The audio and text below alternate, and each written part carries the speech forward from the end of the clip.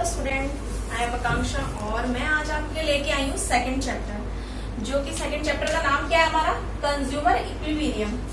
Consumer equilibrium से आप क्या समझते हैं, सोचिए थोड़ा सा। कंज्यूमर इक्विलिब्रियम को हम हिंदी में कहते हैं उपभोक्ता संतुलन।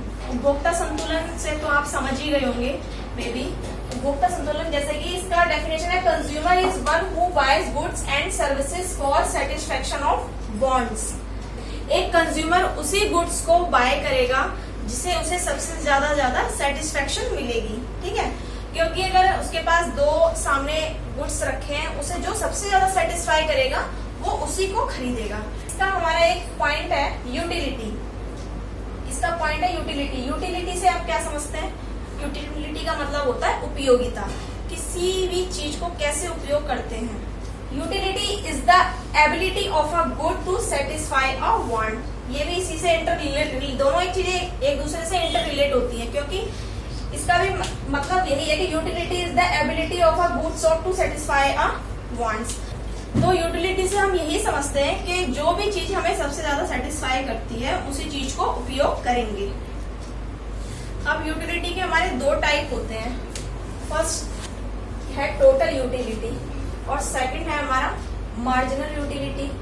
Total utility, total utility is the total satisfaction received from A consuming a given total quantity of a good और सर्विस। अगर हम कोई भी एक कमोडिटी को हम कंज्यूम कर रहे हैं, ठीक है, उसके बाद हम दूसरा कंज्यूम कर रहे हैं, तो उससे हमें मिलने वाला जो टोटल सेटिस्फेक्शन है उसे हम टोटल यूटिलिटी कहते हैं। अब मार्जिनल यूटिलिटी क्या होता है? Marginal utility is the satisfaction gained from consuming an additional quantity of that item. इसका मतलब ये हुआ कि मार्जिनल यूटिलिटी में क्या होता है, हम कोई भी एक चीज कंज्यूम कर रहे हैं कमोडिटी का, हम दूसरा जब कंज्यूम करते हैं, जो भी उससे हमें एक सेटिस्फेक्शन मिलता है लास्ट यूनिट से, उसे हम क्या कहते हैं? Marginal utility. फॉर एग्जाम्पल, जैसे कि इसका एग्जाम्पल, टोटल यूटिलिटी का एक एग्जाम्पल देती हूँ मैं आपको बहुत अच्छा। जैसे हम मार्केट में जाते हैं, एक एप्पल खरीदते हैं और उसे कंज्यूम करते हैं, तो उससे हमें यूटिलिटी मिलती है 20, और उसके बाद हम सेकंड दूसरा एप्पल जो भी है उसे हम कंज्यूम करते हैं, तो उससे हमें यूटिलिटी मिलती है 10। तो क्या हो गया, इन दोनों के सम को हम टोटल कर देंगे, मतलब हमें एक से मिला 20 और एक से मिला 10, तो दोनों को हम ऐड कर देंगे, मतलब 30 यूटिलिटी हो गई हमारी। तो इन दोनों को सम करके जो total sum of total satisfaction होता है उसे हम क्या कहते हैं? Total utility. अब सेकंड एग्जांपल हम इसका लेते हैं मार्जिनल यूटिलिटी का। मार्जिनल यूटिलिटी का फॉर एग्जांपल, जैसे हम मार्केट में जाते हैं, एक एप्पल को कंज्यूम करते हैं और 2 एप्पल कंज्यूम करते हैं, उससे हमें जो भी यूटिलिटी मिली, मतलब उससे हमें 30 यूटिलिटी मिली। फिर हम एक एडिशनल एप्पल को एक और यहाँ पर हम कंज्यूम करते हैं, तो उससे सेटिस्फेक्शन हमें कितनी मिली?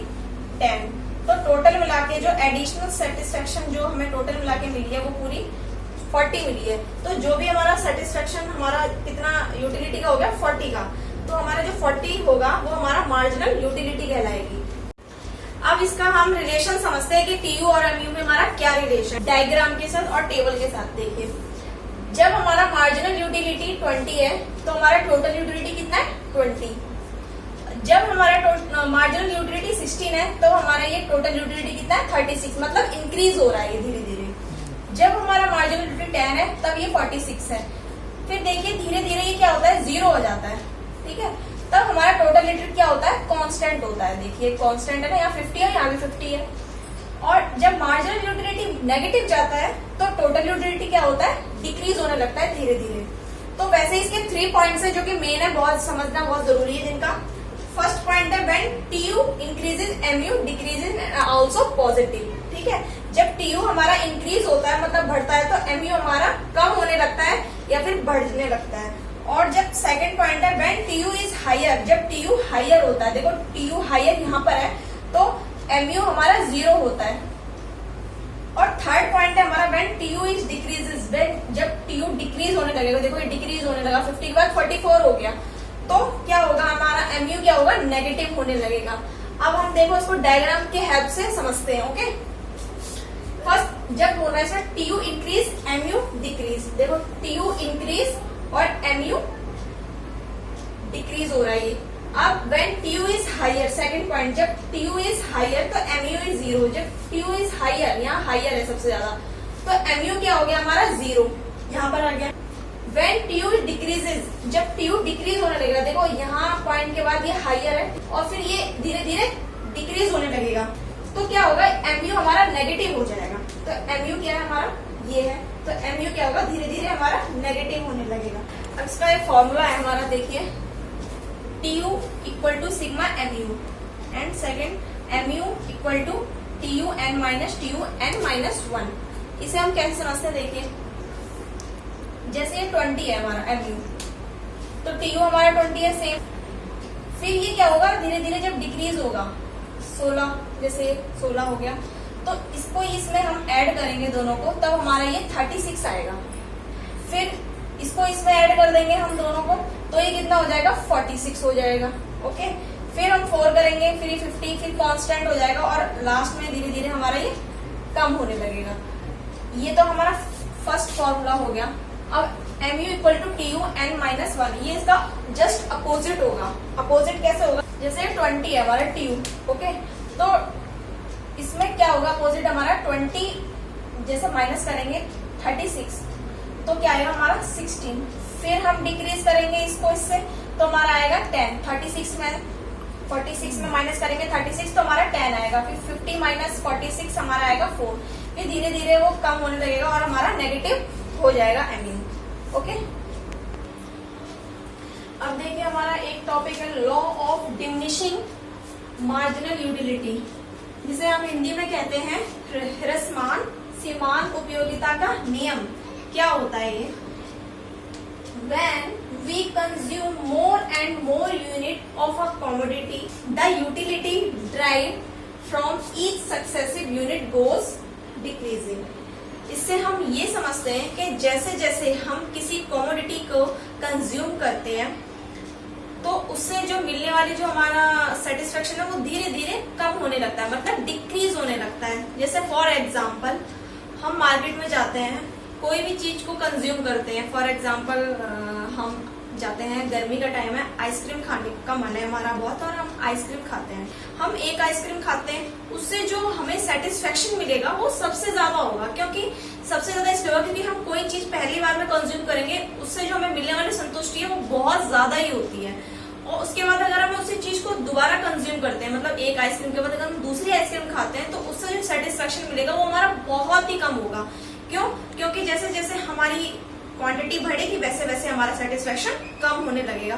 तो इससे हम यही चीज, हमारा नियम से हमारा यही आता है समझ में कि जैसे जैसे हम किसी यूनिट लेंगे, एडिशनल यूनिट जोड़ते जाएंगे, कंज्यूम करते जाएंगे, वैसे वैसे हम उसकी जो सेटिस्फेक्शन है वो धीरे धीरे कम करते जाएंगे।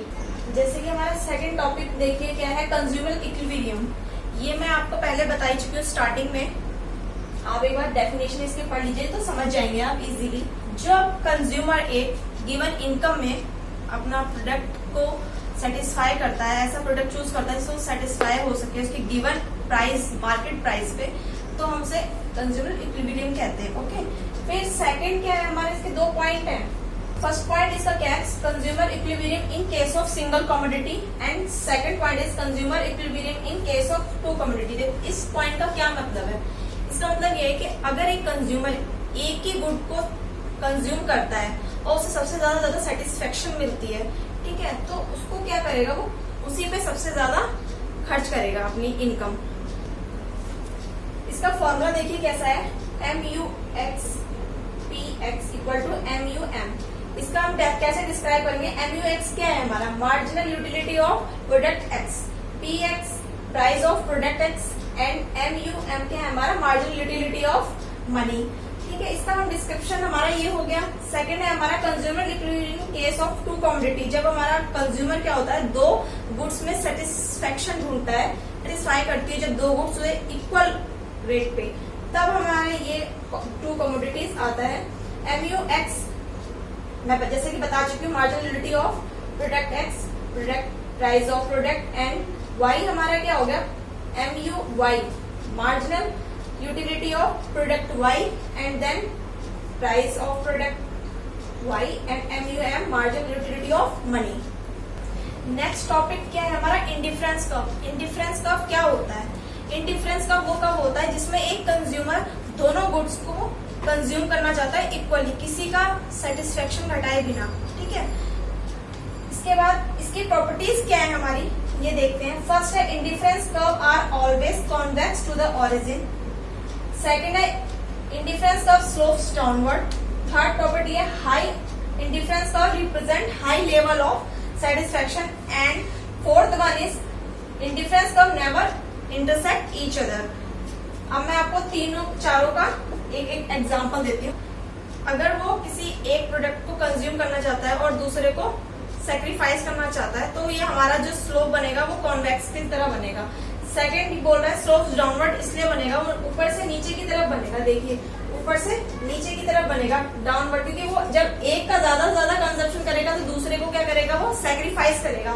Third one is higher IC represent higher satisfaction. अगर उसकी इनकम इंक्रीज होती है तो वो क्या करेगा, एक गुड की क्वांटिटी को ज्यादा बढ़ा देगा कंज्यूम करने के लिए।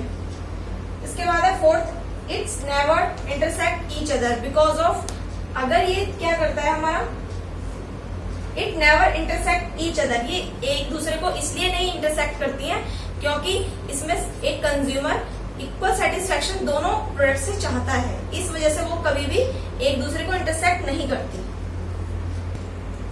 जैसे कि मैं आपको एक ग्राफिकली इसे शो करके दिखाती हूँ। यहाँ पर देखिए आईसी कर रही है हमारा, ये चार्ट देखिए। फर्स्ट एप्पल और एक ग्रेप्स, दो प्रोडक्ट है हमारे पास। अगर हम एप्पल का प्रोडक्शन देखिए धीरे धीरे बढ़ रहा है, पहले 1 है, फिर 2 है, फिर 3 है, फिर 4 एंड 5। तो ग्रेप्स को क्या करेंगे हम, पहले इसकी जो एप्पल की 1 क्वांटिटी ले रहे थे तो ग्रेप्स की हमने बढ़ा दी थी, इंक्रीज कर दी थी। देन जैसे एप्पल का इंक्रीज यूनिट करेंगे तो हम ग्रेप्स की धीरे धीरे डिक्रीज करते जाएंगे। तो इससे यही होता है कि हमारा आईसी कर्व देखिए, इससे आईसी कर्व में हमारा ये दिखा रखा है कि जैसे ये एप्पल धीरे धीरे इसकी क्वांटिटी कंजप्शन बढ़ने लगेगा, इसकी यूनिट बढ़ने लगेगी, वैसे ही ग्रेप्स की धीरे धीरे कम होती जाएगी। और लास्ट एक पॉइंट इसमें यह कि इन दोनों प्रोडक्ट की कभी भी यूनिट क्वांटिटी कभी भी 0 नहीं होगी। इसमें हमारा नेक्स्ट टॉपिक क्या है, budget set and budget constant. Budget set और बजट कांस्टेंट क्या होता है हमारा? बजट सेट हमारा वो होता है जिसमें हमारा क्या, कंज्यूमर एक अपनी गिवन इनकम में डिजायर प्रोडक्ट ले पाता है, कंज्यूम कर पाता है। और बजट कांस्टेंट क्या होता है, जिसे आप हिंदी में बजट बाधा कहते हैं। अभी आप हिंदी में तो आराम से समझ गए होंगे, वो प्रोडक्ट जो कंज्यूमर एक अपनी लिमिटेड इनकम के लिए उसे खरीद नहीं पाता है, उसे कंज्यूम नहीं कर पाता, तो उसे हम बजट कांस्टेंट कहेंगे। अब इसको देखिए, ग्राफ है इसका, ये हमारी बजट लाइन है, ये जो दिया हुआ है FEFGHI, ये हमारी बजट लाइन है। और एक C पॉइंट है और एक D पॉइंट है। अब देखिए जो C पॉइंट है ये हमारा क्या है, बजट एक तरह से कांस्टेंट है, बिकॉज ऑफ ये हमारी बजट से बाहर है और ये हमारी बजट के अंदर है, तो ये हमारा बजट कांस्टेंट हो जाएगा और ये बजट सेट हो जाएगा। बिकॉज ऑफ हमारी जो इनकम है इसको पे खर्च नहीं कर पाती है, क्योंकि ये शायद महंगा है या कुछ भी समझ लीजिए, तो इसमें हम नहीं खर्च कर पाएंगे, तो ये हमारा क्या होगा, बजट कांस्टेंट हो जाएगा। बट ये जो हमारा D पॉइंट है, इसमें हमारा क्या होगा, एक कंज्यूमर होगा, वो अपनी गिवन इनकम में उसे कंज्यूम कर सकता है अपनी डिजायर प्रोडक्ट को, तो इसे हम क्या कहेंगे, बजट सेट। ये बजट कांस्टेंट हो जाएगा और ये हमारी बजट लाइन हो जाएगी। नेक्स्ट टॉपिक क्या है हमारा, consumer equilibrium bye indifference curve. इसका मतलब ये है, एक कंज्यूमर इक्विलिब्रियम पॉइंट पे तब होता है जब वो इंडिफरेंस कर्व को और बजट लाइन को आपस में एक दूसरे को इंटरसेक्ट करते हैं। जैसे कि इस ग्राफ में हम देख सकते हैं, ये बजट लाइन हो गई हमारी, देखिए जा रही है A और B हमारी बजट लाइन है, और ये देखिए इंडिफरेंस और बजट लाइन एक दूसरे को आपस में इंटरसेक्ट कर रही है। और हमारा जो ये IC3 है और IC2 और IC1, ये हमारी तीन लाइन क्या कैसे है, देखिए IC3 में क्या हो रहा है, ये हमारा बजट से बाहर है, मतलब जो ये कंज्यूमर कंज्यूम नहीं कर सकता। और ये IC1 है जिसे वो बजट के अंदर ही वो कंज्यूम कर सकता है इस प्रोडक्ट को। और IC2 हमारा बजट लाइन में ही है, मतलब कि ये हमारा इक्वल है, क्योंकि इसे कंज्यूमर अपने इनकम के थ्रू कंज्यूम कर सकता है। यही हमारा इक्विलिब्रियम पॉइंट है। अगर आपको ये वीडियो अच्छी लगी हो तो आप इसको लाइक, सब्सक्राइब एंड शेयर जरूर करें। Thank you.